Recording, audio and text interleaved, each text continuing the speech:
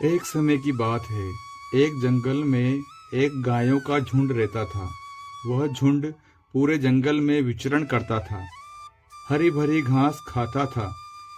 एक साल वहां के जंगल में खूब वर्षा हुई।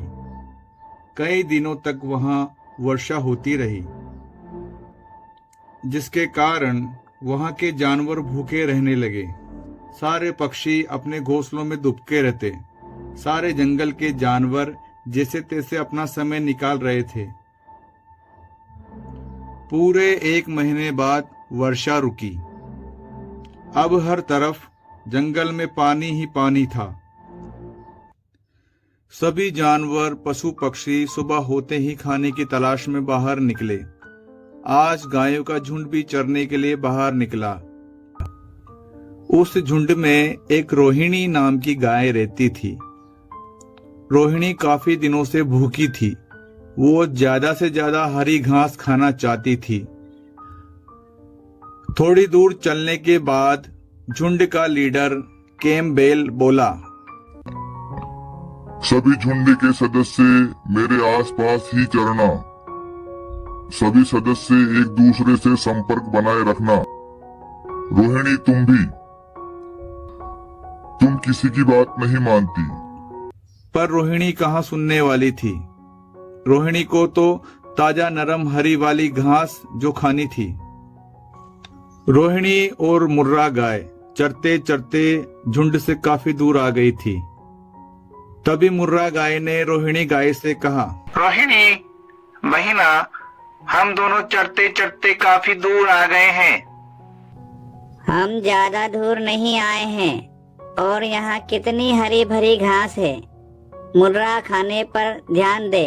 वैसे भी काफी दिनों बाद हमें हरी हरी घास खाने को मिली है। रोहिणी, तुम क्या देख नहीं रही हो? हम अपने झुंड से काफी दूर आ गए हैं। सूरज भी ढलने वाला है। हमें अब झुंड की तरफ जाना चाहिए। अगर तेरे को डर लग रहा है ना, तो तू जा। मैं और घास खाकर आ जाऊंगी।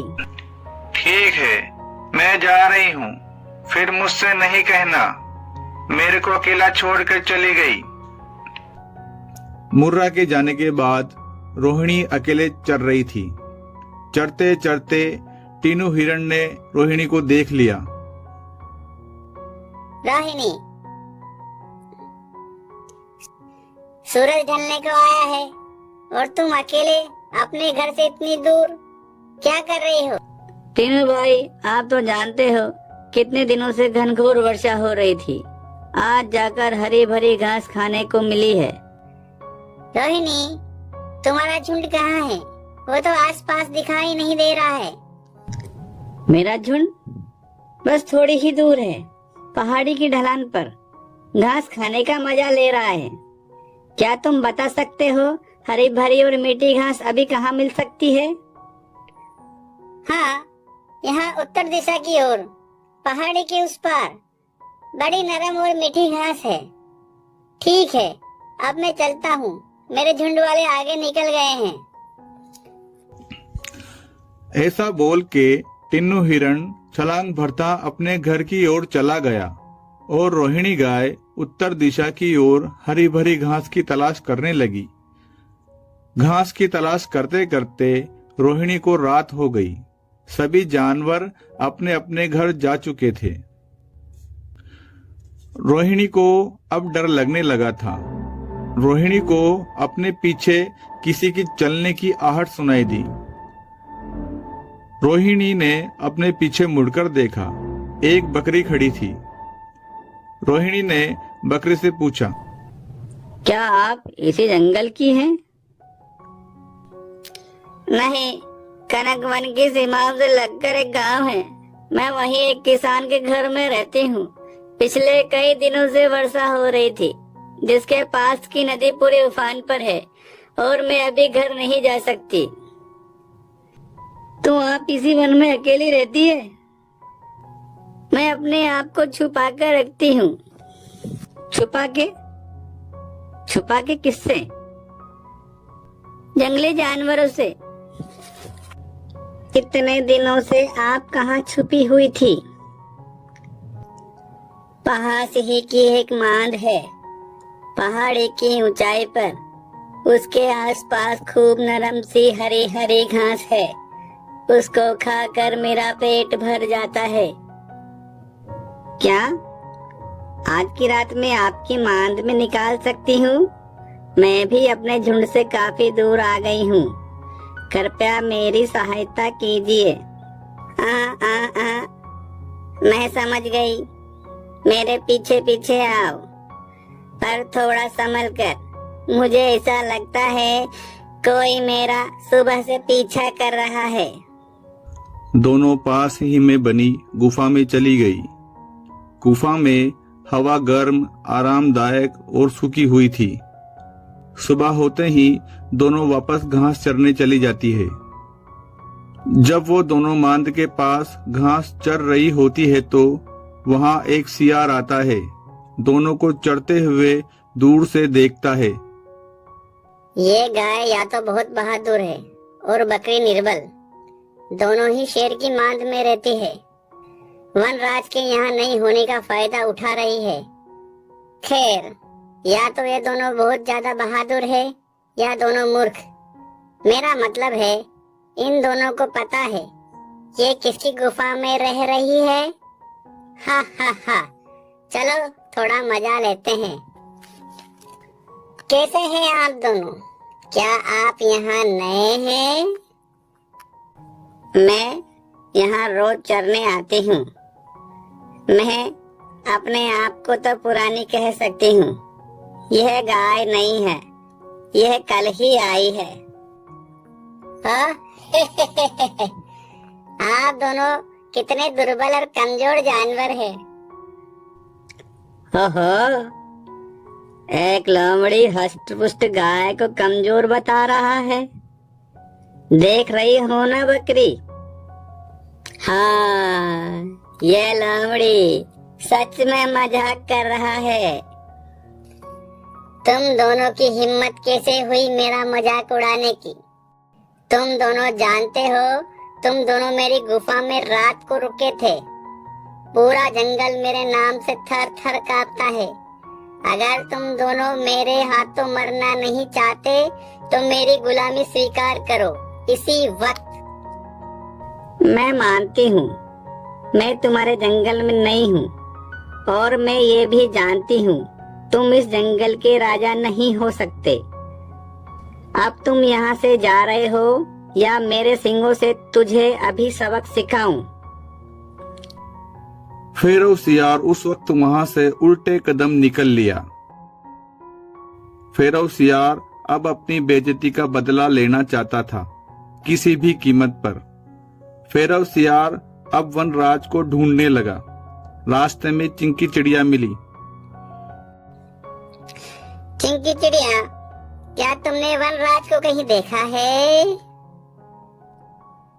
वनराज, तुम्हें क्या काम है वनराज से? उनसे क्यों मिलना है तुम्हें? ज्यादा सवाल मत पूछो, इतना सा बता दो वनराज को कहीं देखा है? बता देती हूँ, पर काम क्या है ये तो बताओ। मुझे ज्यादा काम नहीं है, कहाँ मिलेंगे बस इतना सा बता दो। आज सुबह ही पहाड़ी के दूसरे छोर पर जाते हुए देखा था, पूर्व दिशा की ओर। ठीक है चिड़िया रानी, जानकारी देने का धन्यवाद नहीं कहोगे फेरो सियार? किस बात का धन्यवाद? वो भी पिद्दी सी चिड़िया को। पिद्दी सी चिड़िया, तुम जैसे सियारों से तो बात करना ही बेकार है। फेरो सियार ने वनराज को ढूंढ लिया और बड़ा चढ़ाकर पूरी बात बताई। क्या तुम जानते हो वनराज, रोहिणी गाय ने पूरे जंगल में ढिंडोरा पीट दिया है। वह कनक वन की राजा बन गई है। और वो बकरी ऐसा कह रही थी कि वनराज मेरे डर से जंगल छोड़कर भाग गया है। वनराज और फेरो सियार दोनों साथ में गुफा की ओर निकल पड़े। वनराज की गुफा के पास ही रोहिणी गाय और जेना बकरी का सामना वनराज और फेरव सियार से हो गया। यह है वो गाय और बकरी जिसने मेरी गुफा में प्रवेश किया है। तुम्हारी इतनी हिम्मत कैसे हुई? मैं अभी तुम दोनों को सबक सिखाता हूँ। भागो जेना, जितनी तेज भाग सकती हो भागो। दक्षिण दिशा की ओर भागो, उधर नमी वाली मिट्टी है और छुपने के लिए खूब झाड़ियां हैं। क्या हम दोनों वनराज से छुप सकते हैं? क्या पता, पर अभी जान बचाओ, यही सही तरीका मात्र है। ढलान की ओर भागो।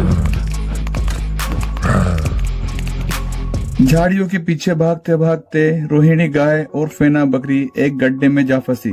उस गड्ढे में दलदल भरा था। रुको वनराज, रुको, आगे दलदली नमी वाली जमीन है। देखो, दोनों दलदली जमीन में धंस चुकी है।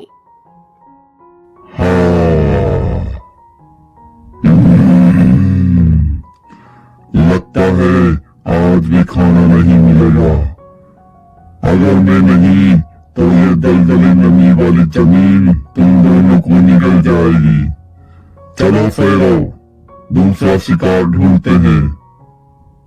चलिए महाराज, इन दोनों को इनका दंड मिल गया है। बचाओ बचाओ, क्या कोई हमारी मदद कर सकता है? कृपया हमारी मदद करो। तभी रोहिणी गाय का पूरा झुंड रोहिणी को ढूंढते ढूंढते वहां आ जाता है और रोहिणी गाय और जेना बकरी को देख लेता है। तभी मुर्रा गाय वहां कर बोलती है, रोहिणी, तुम घबराना मत, हम तुम्हें यहाँ से निकाल लेंगे। और एक रस्सी की मदद से मुर्रा गाय और पूरा झुंड रोहिणी गाय और बकरी को बचा लेता है। रोहिणी गाय और पूरा झुंड और बकरी खुशी खुशी अपने जंगल की ओर लौट जाते हैं।